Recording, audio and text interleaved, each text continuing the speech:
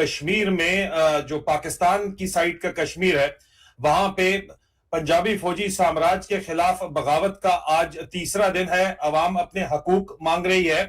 हैरान कुन तौर के ऊपर टेबल्स टर्न हो गए हैं। सिर्फ तेजी से आसिम मुनीर उर्फ मुनीर मिस्त्री के हाथ से स्लिप हो रही है, निकल रही है।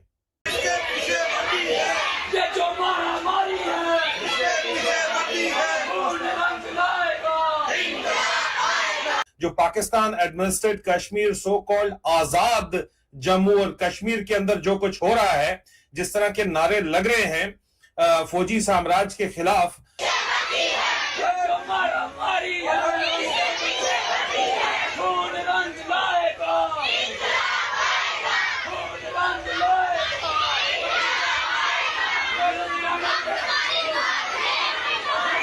साहब ने, बादशाह ने और जिस जनरल साहब को फौज ने बताया वो हमारा चीफ है, चीफ के बारे में बात नहीं करनी।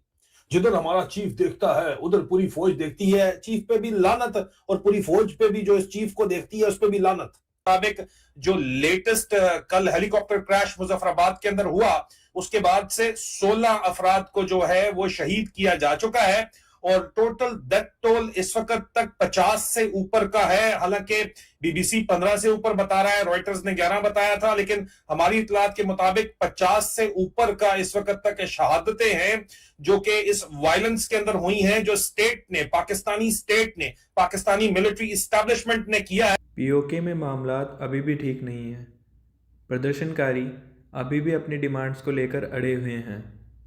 भारत के कश्मीर में भी इस विषय पर प्रतिक्रिया आना शुरू हो गई है। जम्मू कश्मीर के पूर्व मुख्यमंत्री फारूक अब्दुल्ला का भी इस पर बयान सामने आया है। मीडिया से बातचीत के दौरान उन्होंने बताया कि पीओके में लोगों के साथ गलत हो रहा है, वो भी हमारा ही हिस्सा है। हम इस प्रकार अपने लोगों के साथ गलत होता नहीं देख सकते।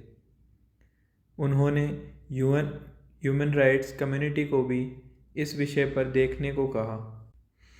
पीओके में लोगों की ऐसी दुर्गति देखकर कश्मीर के मासूम लोगों के सामने पाकिस्तानी इस्टेब्लिशमेंट और पाक फ़ौज की असली सच्चाई सामने आ गई है। पहले पाकिस्तानी एजेंट्स उन्हें उकसाते थे भारत के खिलाफ और बड़े बड़े ख्वाब दिखाते थे।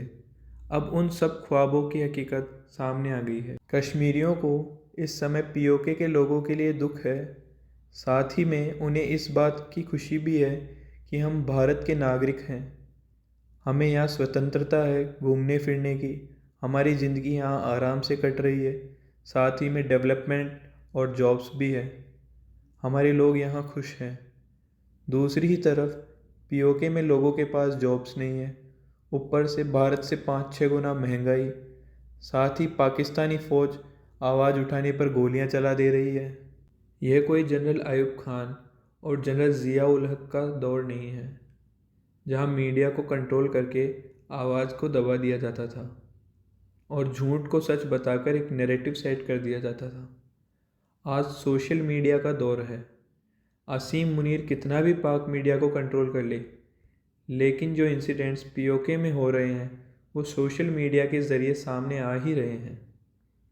यह भी दिखाई दे रहा है पाक मीडिया में पीओके पर कोई चर्चा नहीं हो रही, मीडिया एकदम चुप है, लेकिन सोशल मीडिया पे पीओके की हर अपडेट मिल रही है। चलिए वीडियो में आगे बढ़ते हैं।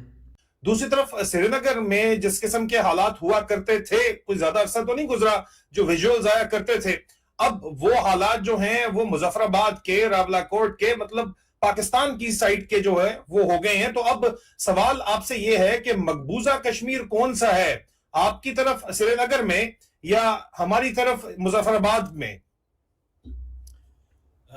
देखिए आदिल भाई, ये नारा मुझे लगता है मैंने भी बहुत सुना है।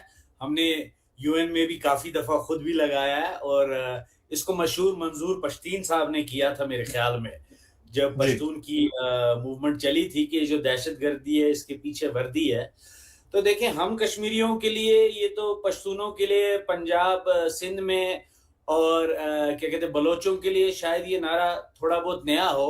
हम कश्मीरियों के लिए नारा तो हकाइक में बहुत पुराना है, क्योंकि आपको याद होगा 47 में जब कश्मीर पे सबसे पहला हमला हुआ था वो जनरल अकबर खान की किताब है, वो तो वर्दी वालों ने ही किया था, और तब से हम इस दहशतगर्दी का, जिसके पीछे सच में वर्दी है, उसका शिकार रहे हैं। और देखें, फिर मैंने कल या परसों भी जब आपसे बात की थी, इसमें डिस्टिंक्शन हमें ये करनी चाहिए, या तो हम अगर कोई जज्बाती बहस करनी है, कोई अगर पाकिस्तान का हिस्सा बनना चाहता है इस वजह से कि वो सो कॉल्ड एक इस्लाम का किला है, वो उसकी अपनी मर्जी है, लेकिन मैं उसको बाशऊर नहीं समझता हूँ।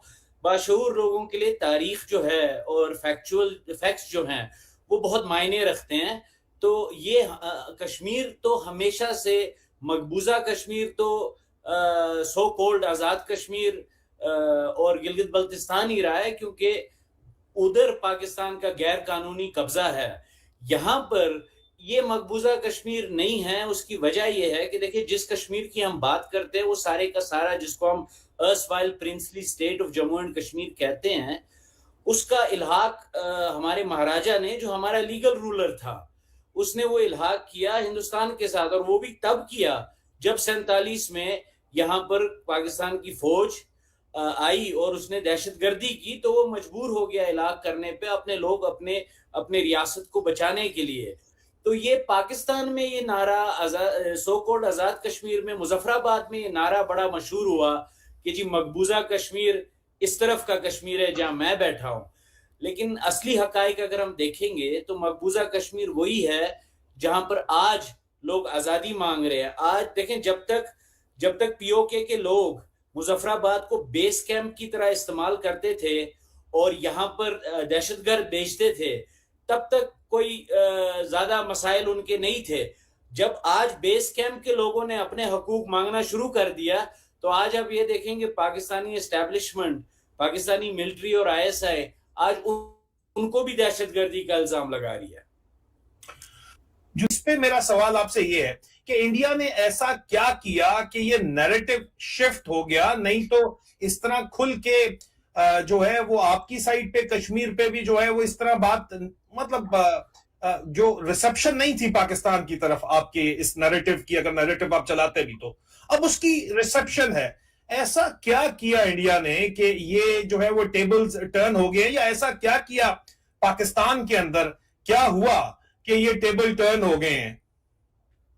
देखिए, इसमें दो तीन चीजें अगर हम इसको बारीकी से देखें। एक तो ये है कि इंडिया ने पाकिस्तान को इंटरनेशनल लेवल पर डिप्लोमेटिकली आइसोलेट करने की कोशिश की और डिप्लोमेटिकली उनको नंगा करने की कोशिश की। देखें, ये कोई ढकी छुपी बात तो है नहीं कि सैंक्शंस लिस्ट जो यूएन की है उसमें से कोई 1200 लोग पाकिस्तान के अंदर मुकीम है।